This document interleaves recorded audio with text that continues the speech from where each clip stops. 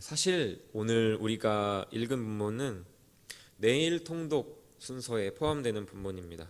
하지만 오늘이 욥기에 대한 말씀을 전할 수 있는 마지막 시간이기 때문에 욥의 질문에 대한 하나님의 대답과 결론 부분을 꼭 성도님들과 함께 나누고 싶어서 이렇게 본문을 정했습니다. 먼저 우리가 약 한 주 동안의 그 욥기서를 살펴본 내용을 간략하게 정리할 필요가 있는데요. 우리가 살펴본 욥기의 가장 커다란 관심사는 바로 의인의 고난에 대한 문제였습니다. 하나님께서 보응의 원리를 통해 다스리시는데 일하시는데 의인이 과연 고난을 받을 수 있는가라고 하는 문제였죠. 이런 보응의 원리 안에 갇혀 있던 욥의 세 친구들은 이런 주장들을 했었습니다. 의인이 받는 고난이라는 것은 없다. 욥, 너가 이렇게 비참한 고난을 받는 것은 분명 너가 죄를 지었기 때문이다. 그렇기 때문에 욥, 너는 하나님께 회개해라 라고 이야기했던 것이죠. 32장부터 등장하는 엘리후의 말도 세 친구와 별반 다르지는 않았습니다. 이렇게 극심한 고통을 당하는 욥이 보기에 이들은 모두 16장 2절에서 고백하고 있는 것처럼 욥에게 재난을 주는 고통스러운 위로자들이었습니다. 하나님의 뜻에 온전히 합하게 살아갔는데 이루 말할 수 없는 고통을 겪은 욥의 심정은 어떠했을까요? 아마도 분명 비참하고 또 원망스럽고 모든 삶과 모든 신앙을 하나님까지도 부정하고 싶었을 것입니다. 욥기서의 말씀을 통해 알 수 있는 것은 욥은 하나님을 향해 탄식하였다는 것이고요. 또 그리고 자신을 정죄하는 친구들을 향해 맞서 싸우며 질책하기도 하였습니다. 또한 자신의 의로움, 즉 자신의 결백을 주장하기도 하였고요. 그를 위해서 하나님의 통치, 또 하나님의 통치 방식인 보응의 원리를 부정하기도 하였습니다. 여기서 우리가 주목해야 될 것은 여기서 하나님을 향해 잘못을 범한 그 욥의 잘못이 무엇이었는가 하는 것입니다. 그것은 바로 하나님에 대한 자신의 지식 안에 하나님을 가두어 두고 그 한계를 넘어서 일하시는 하나님과 하나님에 대해서는 인정을 하지 않았다라고 하는 것입니다. 나아가 욥은 하나님과 하나님이 말할 수 없는 신비를 통해서 다스리시는 이 모든 일들을 부정하고 자신의 의로움을 지키기 위해서 마치 하나님이 잘못되었다는 식으로 하나님의 통치 방식이 잘못되었다는 식으로 그 결론에 이르기까지 나아갔습니다. 욥기서에서 반복되어 나타나는 욥의 마음은 이와도 같습니다. 내가 아는 하나님은 보응의 원리 안에서 우리를 다스리고 통치하는 분이셔. 그리고 나는 바로 그 하나님의 말씀대로 온전히 살아낸 의인이야. 그런데 왜 내가 고난을 당하지? 하나님의 통치가 잘못된 것 아닙니까? 어떻게 하나님의 말씀대로 그 보응의 원리대로 살아갔는데 의인이 고난을 받을 수가 있습니까?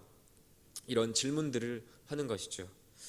욥의 잘못은 이 질문에 그치지 않고 하나님의 통치 방식, 하나님의 공의로움을 부정하는 그 자리까지 하나님이 악하다라고 하는 잘못된 결론에까지 이른 것입니다. 자신의 지식과 하나님을 향한 자신의 지식과 자신의 의로움을 지키기 위해서 하나님과 하나님의 통치 방식을 부정한 굉장히 끔찍한 자기 중심성을 보여주고 있는 것이죠. 이런 욥을 향해 하나님께서는 38장과 39장 그리고 40장과 41장 두 번에 걸쳐서 이렇게 욥을 향하여서 욥의 질문에 대답을 해주십니다.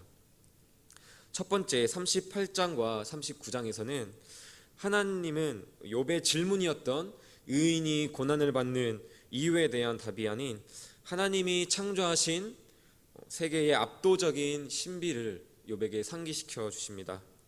피조 세계 속에 담겨진 하나님의 섭리를 말씀해 주시며 누가 이 일들을 행하였느냐라는 질문을 통해 내가 바로 온 세계의 유일한 창조주다라고 하는 사실과 네가 이 일들을 다 행할 수 있느냐, 네가 이 일들을 다 아느냐, 이해할 수 있느냐라고 하는 질문을 통하여서 너는 이 모든 것을 다 행할 수도 다 알 수도 없는 연약한 피조물에 불과하다라는 것을 인식시켜 주십니다. 이를 통하여서 무한하신 하나님의 섭리 속에는 인간의 제한된 지성과 인식으로는 결코 알 수도 없고 이해할 수도 없는 신비가 있다는 것을 깨닫게 해주신 것입니다. 하지만 하나님의 대답은 여기서 그치지 않습니다. 만약 하나님의 대답이 이 38장과 39절의 대답으로 그쳤다고 한다면 이 말씀을 듣는 우리는 약간 혼란스러웠을 수도 있습니다.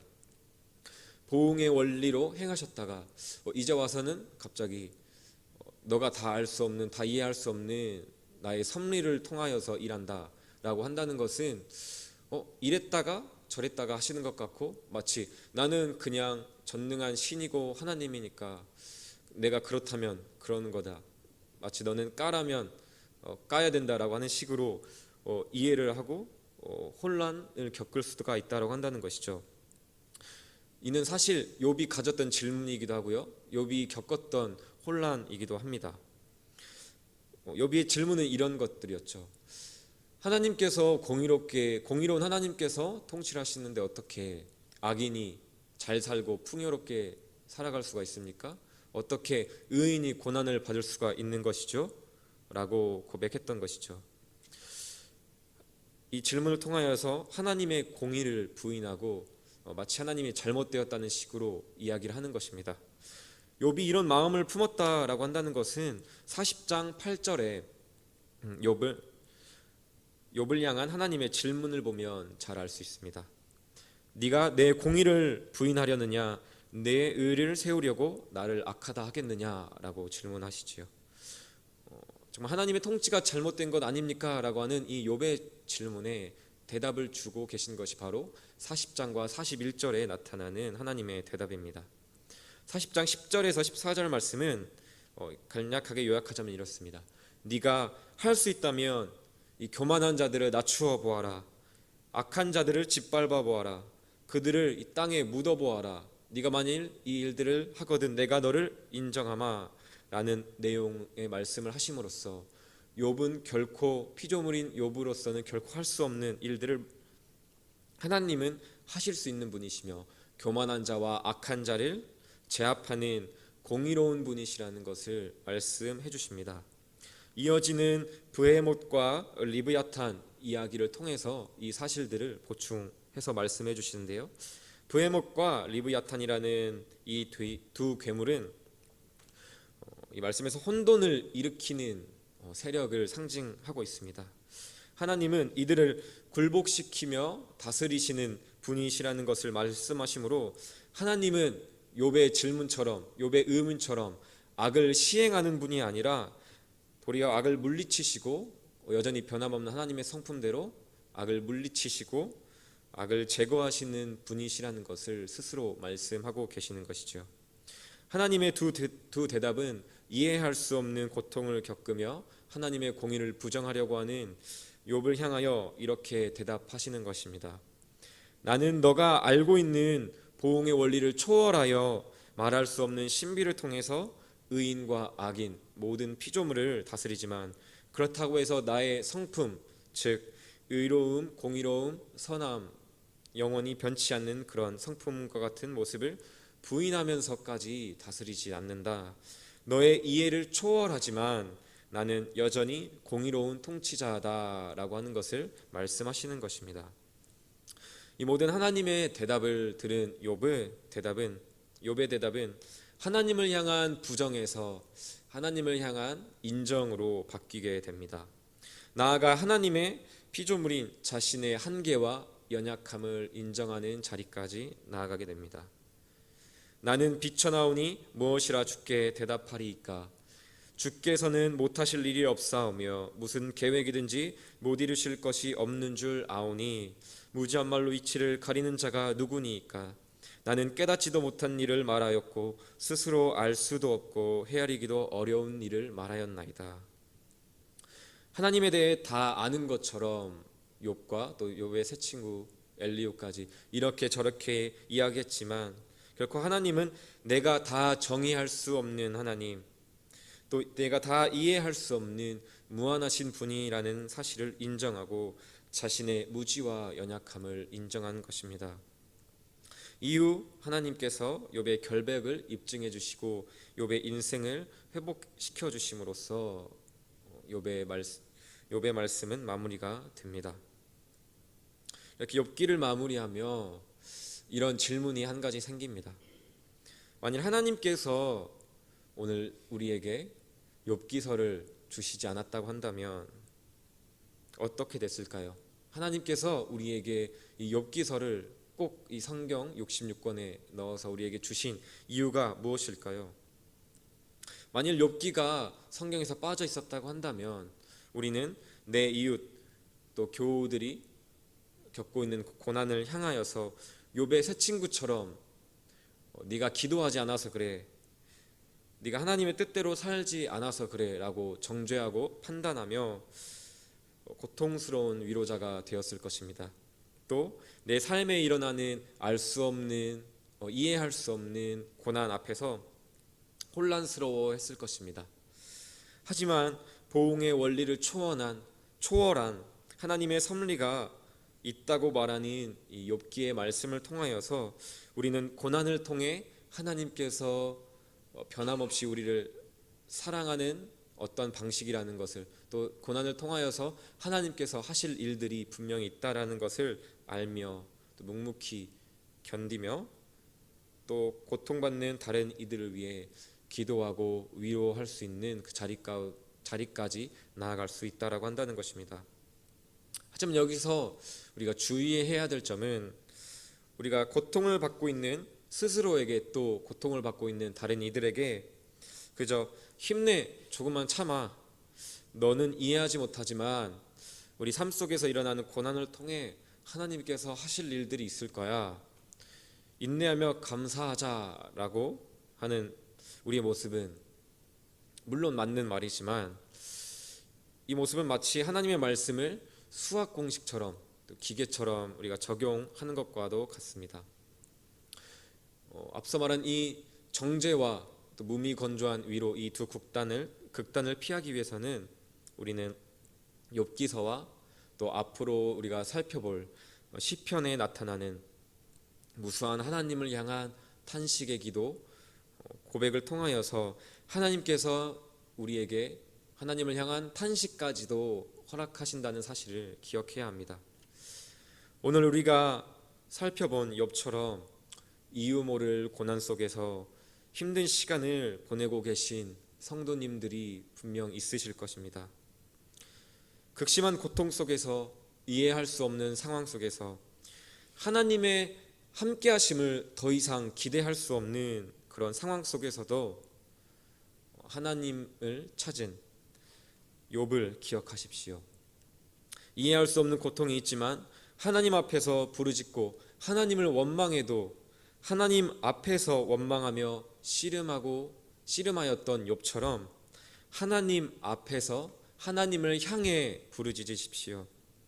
너무 힘들어서 때로는 기도 한마디가 나오지 않을 순간에도, 또 하나님의 원망스러운 그 순간에도 하나님 앞에 나와 부르짖어야 된다는 것입니다.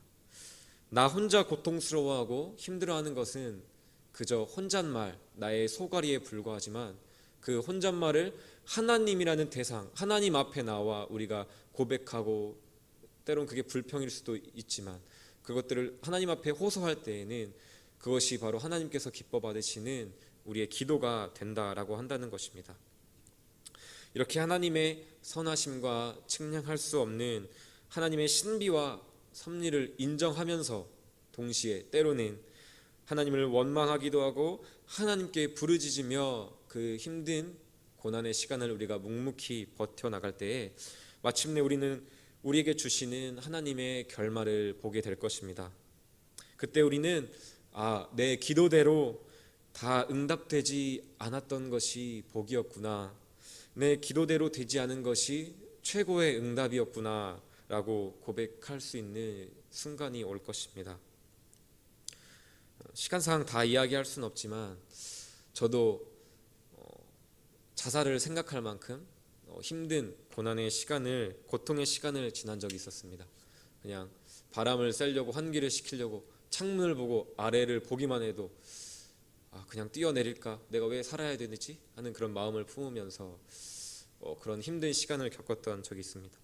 그 시간을 지나면서요, 하나님께서는 왜 지금 당장 나를 이 고통 속에서 건져내 주시지 않는 것이지? 하나님은 지금 뭘 하고 계시는 것이지? 왜 나를 지금 당장 도와주시지 않는 것이지? 라고 하는 질문을 가지기도 하였고요. 때로는 정말 그 기도와 또 넘어지는 그 순간들을 반복하면서 때로는 너무 힘들어서 기도할 힘조차 없는 그 순간에도 그래도 내가 하나님을 믿는 사람으로서 정말 하나님께는 기도를 해야겠기 때문에 정말 잠에서 깨어 정말 무기력한 그런 상황 속에서도 침대맡에 무릎을 꿇고, 기도가 안 되는데 그저 무릎을 꿇고 엎드려서 1시간이고 2시간이고 엎드려 있다가 잠들기도 하고, 그러다가 쥐가 나면 다시 침대에 누워서 쥐를 풀다가 잠들고 다시 무릎 꿇고 그렇게 기도를 하면서 버텨왔던 시간들이 있었습니다. 그렇게 이해할 수 없는 고통의 시간을 힘들지만 견뎌낼 수 있었던 단 한 가지 이유는요, 하나님 되심, 하나님의 성품에 대한 확신이 있었기 때문입니다. 지금 내가 너무 힘들고 또 이해할 수도 없고 이 상황을 이해하기도 싫어. 하지만 내가 붙잡은 이 성경이 말씀하는 하나님, 내가 아는 하나님, 내가 만난 하나님은 영원하신 분이시고 무한하신 분이시고, 그렇기 때문에 그 사랑과 자비가 영원하고 무한하고 또 변함없이 나를 사랑하시는 분이기 때문에, 또 나를 가장 선하신 분이기 때문에 나를 가장 선하고 아름다운 길로 인도하실 거야 라고 하는 하나님의 하나님 되심에 대한 확신이 있었기 때문에 그 시간들을 버텨올 수 있었습니다. 그리고 또 그 확신이 나왔기 때문에 어떤 기도할 힘이 없는 그 순간에도 하나님 앞에 엎드리는 기도의 자리로 나아갈 수도 있었습니다. 그렇게 고난의 시간이 흐른 뒤에 이제 그 시간을 여유를 가지고 돌아볼 수 있는 그때가 돼서야 아주 미약하게나마 하나님께서 그 시간을 허락하신 이유를 알 수가 있었습니다. 이처럼 우리의 삶 속에 나타나는 이유를 알 수 없는 고난들이 우리 삶 곳곳에 순간순간 나타납니다. 이 고난의 결말에 대해서 우리는 항상 궁금해하지요. 그 고난의 순간을 겪고 있는 그 순간에 우리는 그 대답을 당장 원합니다. 하나님, 왜 이 고난을 주시는 것입니까? 이 고난을 통해서 말씀하시고자 하시는 것이 무엇입니까? 이 고난의 결말이 무엇입니까? 라고 하는 그 대답을 듣고 싶어 하는 것이죠. 그런데 이 고난의 결말에 대해서 야고보서에서 야고보는 이렇게 말씀합니다. 우리 함께 야고보서 5장 11절을 함께 찾고 읽어보겠습니다. 야고보서 5장 11절 말씀입니다.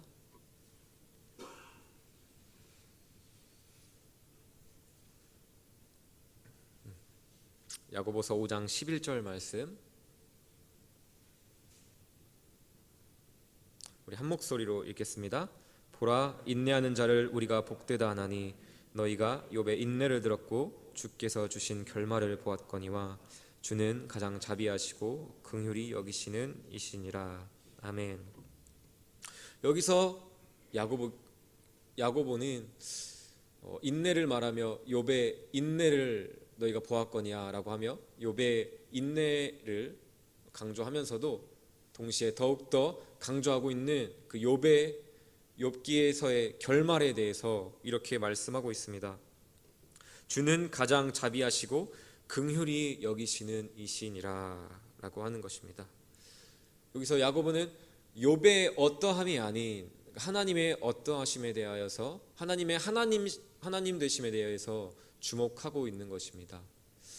우리가 고난의 순간을 겪어 나갈 때에 그 시간을 견뎌낼 수 있는 것이 좀 하나님의 하나님 되심에 대한 확신인 것처럼 우리가 그 확신을 가지고 묵묵히 견뎌냈을 때 우리가 볼 수 있는 결말은 바로 이런 하나님의 하나님 되심이라고 한다는 것입니다.